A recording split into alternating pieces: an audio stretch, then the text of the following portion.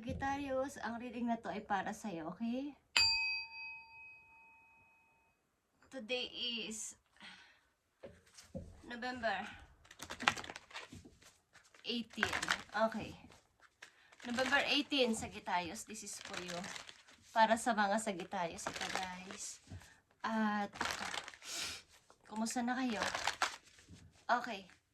Mag-ingat kayo at malamig ko sa mga kayong lugar andoon. Okay, Sagittarius, this is for you. Message mo today, November 18. Be real, okay? Sagittarius, magpakatotoo ka sa iyong sarili. Ano man ang iyong ginagawa sa kasalukuyan, magpakatotoo ka. At ito ay full moon in Aquarius.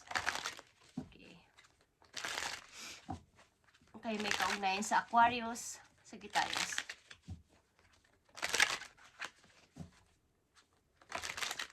Ang ilan sa inyo hindi nyo pinapakita totoong kayo. Totoong inyong nararamdaman, totoong inyong gustong sabihin sa tao, sa mga kakilala ninyo. Ang totoo ninyo, damdamin, hindi nyo sinasabi. Ay kayong nagtatago, nagtitiis. Okay. Sagittarius, this is for you, November 18. At I need 3 messages for you today. I need 3 messages for you sa kasalukuyan ninyo, guys. At Page of Pentacles is here. May hinihintay kayong opportunity. O may magme-message sa inyo ng opportunity, guys. May hinihintay kayo something. Something meron kayong waiting for your love. Waiting sa opportunity. Okay, I mean. Okay, Sagittarius, November 18. Be real. Kasi ikaw din ang nagdadala ng mga nararamdaman mo kung sakaling itatago mo yan or wala kang mapagsabihan. Okay. Message for you today, November 18, Sagittarius. Nakikita nyo ba ang mask or mascara? Hiding true feelings, okay? Katulad ng sinabi ko sa umpisa pa lang is nagkakaroon kayo ng tuloy ng dalawang muka. Okay, sa ibang tao o sa inyo mismong sarili. Nagsusuot kayo ng mascara. Okay? Hindi nyo masabi ang totoo nyong feelings. Ano man tong feelings na to, sa pag-ibig man to, sa buhay ninyo, sa sitwasyon ninyo sa trabaho, bilang may asawa at bilang mga ama o ina sa inyong mga anak, hindi nyo masabi ang totoo nyong nararamdaman. Ang inyong kasalukuyan is 4 of Pentacles, guys. Kayo ay nag-iipon pakunti-kunti ng money. At mukhang kayo ay nakakapag-ipon na. Okay. Nag-i-start, nag-iipon ng pera. Kahit pa kunti-kunti, may nakikita na kayo sa inyong pinaghirapan, guys, sa mga Sagittarius. At andito ang King of Wands.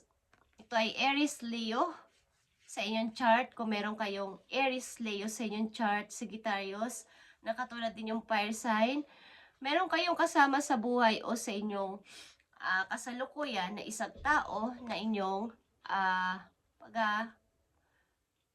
pareho kayo ng mga gusto sa buhay. Yung inyong mga pangarap, mga atikain, mga gusto mangyari sa buhay, pareho kayo may nang iniisip o ng mga plano sa buhay ng person na to. Okay? Mukhang ang ilan sa inyo ay adventurous, mahilig maglakad-lakad, mag hiking, yung nasa labas, gusto niyo yung outdoors sa mga Sagittarius na nandito. At justice is here. Meron kayong pinaninibangan to situation, ano man to, sa inyong family, sa inyong mga anak, or sa inyong trabaho. Pinababayaan niyo muna sila magtalo-talo o mag-usap-usap bago kayo mag-desisyon. Maya-maya na lang or sa isang araw na lang o sa isang buwan na lang. Okay? Something, titingin-tingin kayo, nagmamasid-masid ko sino ang dapat inyong kampihan o piliin. Something like that. Okay, Sagittarius, tingnan natin ang message po for you. Magpakatotoo ka sa iyong feelings. Tingnan natin ang message po po you. November 18, 2025 sa mga Sagittarius. Andito ang trust. Okay. I trust life and my strength. Each moment guides me to the light. Everything on my path is placed, therefore my growth. Lahat ng inyong maaaring nasa kasalukuyan kayo ng moment na ginaguide nyo yung sarili nyo papunta sa tama lang. Kaya nandito ang justice. Kumbaga, kahit may magalit sa inyo, mayroon mang hindi maging komportable sa inyong desisyon, this time, pipiliin nyo yung tama. At lahat ng inyong gagawin simula sa araw na to ay mag-i-start ng may pag-grow sa sarili. Kumbaga, dati, parang wala namang okay lang kahit na anong desisyonan ko. Pero this time, mapanig na kayo sa tama or sa yung may point. Okay, na usapan. Hindi na kayo basta-basta yung tagasunod na lang o sumusunod na lang basta-basta sa sasabihin ng mga tao sa paligid ninyo o sa mga taong karelasyon ninyo. Ang ilan sa inyo ay nag-i-start na mag-ipon ng money at umiwas-iwas lang kayo sa pagsanib o sa pagsapi sa mga pyramid guys. Baka kayo ay maubusan ng money o makuha na ng pera dito. Sa kasalukuyan ninyo, meron kayong masaya kayo din, may taong nakikinig sa inyong mga, kumbaga, may taong nakikiayon kung ano man ang gusto ninyo, yun din ang gusto niya. Hindi kayo kinokontra or any. Pareho kayo ng mga pangarap sa buhay o mga atikain sa buhay, mga gustong gawin. Okay, yan man ay sa kasalukuyan na o sa in the near future, meron kayong balak mag-travel, something basta yung mga may kinalaman sa outdoor, guys. Mahilig ang mga Sagittarius na nandito sa reading. Paparating na message po you. 3 mahalagang message na paparating sa inyo sa mga Sagittarius. Andito ulit ang justice, guys. 2 ang justice mo dito. Mukhang kayo ay mayroong hinihintay na justice for something, Sagittarius, na kailangan dito ang tamang pagpapasya or kayo mismo ang magpapasya dito, something na kayo ay magsasalita, mamimili, na wala dapat patas lang or nasa gitna lang kayo, wala kayong kakampihan na malakas sa inyo si ganito, malakas sa inyo si ganyan, walang magingyaring favoritism, something na may kakampihan kahit na hindi naman tama. Papatin na message po yung Sagittarius. Okay, 10 of Swords is here. Mukhang kayo ay naliwanagan na sa buhay at kailangan nyo na talagang mag-umpisa muli. Meron na kayong nakitang kaliliwanagan sa inyong sitwasyon na kailangan nyong bumangon muli sa inyong pagkakalog mo kung ano man ang inyong pinagdadaanan sa mga nakaraan ninyong taon at until now kayo ay nakalugmok pa din at hindi maka-decide sa isang bagay is gusto nyo nang bumangon, mag-start. Okay, mag-start muli. May mga pagdududa man sa inyong pag-i-start is kailangan nyo itong gawin para sa inyong future. Okay, Sagittarius, at tumingin kayo at maging aware sa mga offer sa paligid. Huwag nyong i-ignore sapagkat ito ang pagmumula ng inyong pag-uumpisa sa buhay, Sagittarius. Yeah, speaking of pag-uumpisa sa buhay, andito ang death or rebirth. Pag-umpisa talaga sa buhay. Okay. Kailangan nyo nang bumangon dyan at huwag magpatinag sa mga sasabihin nilang hindi mo kaya or wala kang kaalaman is gawin mo na ang kaya mong gawin this time. Para sa mga Sagittarius, magpakatotoo ka sa iyong feelings. Nag-a-hide ka sa loob ng mask. Okay. Ipakita mo kung sino ka. Yun ang ibig ko sabihin. Huwag kang kumbaga, gusto mong magsalita, gusto mong medyo magalit man lang pamisa-misan sapagkat tama na naman yun kasi nasobra na sila o sumusobra na yung kausap mo, sumusobra na sila. Hinahide mo yung feelings mo.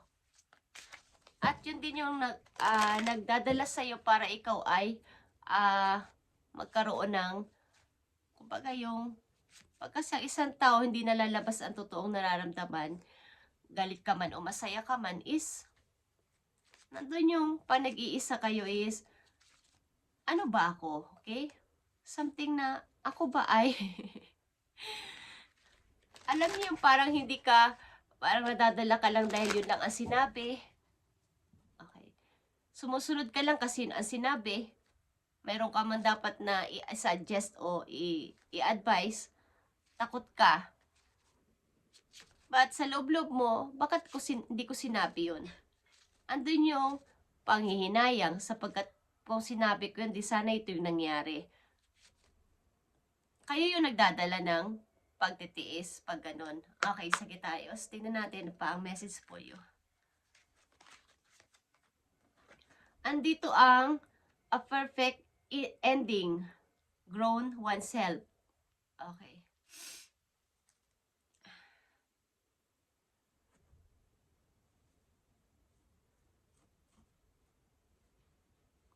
Siguro ito na yung tamang time na kailangan nyo talaga mag-grow sa inyong sarili.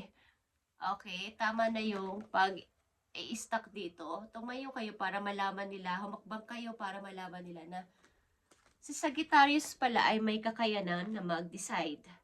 Si Sagittarius pala ay mayroong sariling desisyon. Hindi pala siya nagpapadala sa mga dikta ng ibang tao. Okay. At dumaan na ang trend.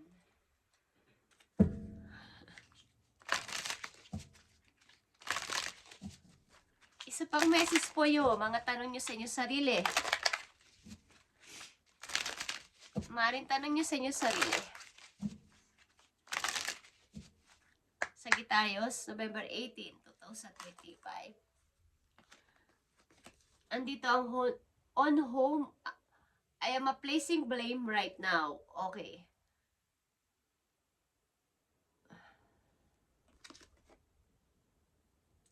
Kumbaga yung mga paninisi. A person who blames others has not begun their lesson. A person who blames themselves has begun their lessons. Kumbaga sa paninisi ng isang tao sa sino nagkamali, sino ang may kasalanan, walang nangyayaring pag-unlad sa sarili niya o pag-grow. Guys, maaring may mga paninisi sa inyong puso sa ilang Sagittarius. So take responsibility on whom you are placing blame right now. Today, free yourself by releasing all victimhood. Sino man dito nagpapa-victim, okay? Parang merong nagpapaawa, merong nagsasabi na biktima ako dito, is tigilan na yon, Sagittarius. They don't belong where you're going. Only love and courage live there. Make choice to do it. Even if you don't feel ready, listen to your heart, you will be led. Okay. Bagamat hindi ka pa ready, kung may marami pang sagabal sa paligid mo, marami pang pwedeng, kumbaga, magpatuloy ka. Kailangan mo malaman na meron kang sariling desisyon, Sagittarius. Make choice to do it. Even if you don't feel ready. Kung hindi mo pa feel na, parang I'm not ready pa. May hinihintay pa kasi ako. Okay? Kung sa pag-ibig to, baka may mag-e-effort pa siya. Baka babalik pa siya. No, guys. They don't belong where you are going. Hindi sila deserve para makasama mo sa buhay. Kailangan mo magkaroon ng rebirth sa inyong sarili at magkaroon ng pag-grow sa sarili. Walang dapat sisihin dito. Sino ba ang mali? Sino ba ang may kasalanan? Okay. Sagittarius, sa iyong kalagayan, maaaring kayo ay merong hinihintay na effort ng galing sa isang tao. Parang babalik pa kaya siya o tatanggapin ko ng offer ng iba. At tama na ito. Kung sino man ang nagkamali at sino man ang may kasalanan dito, is kailangan mo na itong bigyan ng end at mag-grow sa sarili, Sagittarius. Maging be real, okay? Magpakatotoo sa sarili. At tanggalin na ang mask na nandiyan sa inyong mukha o sa inyong okay.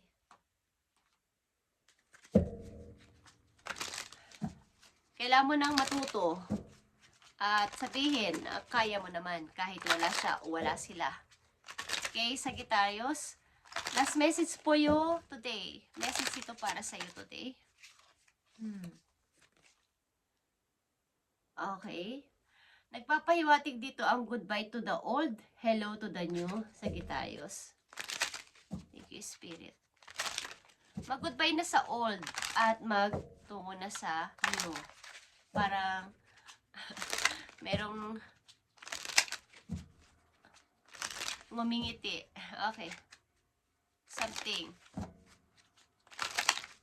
Magpaalam na sa old situation or sa old na inyong karelasyon at okay. Yun ang nakikita ko, guys. Okay, tingnan natin ang message for you, Sagittarius. Andito ang winter. Okay, at nagwi-winter na. The answer to your prayers and affirmation are fully realized in the winter months. Okay. Yung mga answer sa yung prayers at mga parang kaliwanagan na mangyayari sa iyo ay maaaring magkakaroon na ng kaliwanagan o magkakaroon na ng katuparan ngayong winter season. So, kayo ay maghintay kung anong inyong pinag-pray ngayong winter season, November, December. Ang winter kasi hanggang February something is magkakaroon na ng katuparan ang inyong mga pinagpipray o mga wish. Okay? At mag-goodbye na sa old, mag-hello na sa new. Parang pag-goodbye sa taon. Okay. Pag-goodbye na sa taon at ibabaling na ang, kumbaga, mag-move on na dun sa, yung mga hindi pa naka-move on sa 2024. Kasi mag-2025 na ngayon, mag-2026 na nga. So, kailangan move on lang ng move on kasi ganun talaga ang buhay. Okay. Kailangan mag-move on. Okay, guys. At ang inyong mga prayer ay matutupad. Magkakaroon ng kasagutan ngayong winter season.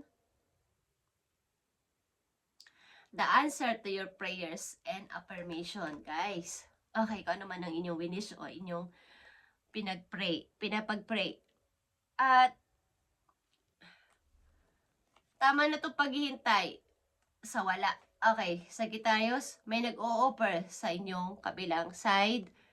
Tumingin-tingin kayo sa kabilang side, sa kabilang banda-banda doon. Guys, baka may nag-o-offer o may nagpapapansin sa inyo. Is, hindi nyo lang nakikita sapagkat nakatuto kayo sa tapos na o sa wala na. Wala nang pwede pang mangyari. Okay, guys. Sagittarius, ito ang message nyo ngayon November 18, 2025. At ngayon ay November na, guys. 1 month na lang. Mag-goodbye na talaga kayo sa 2025.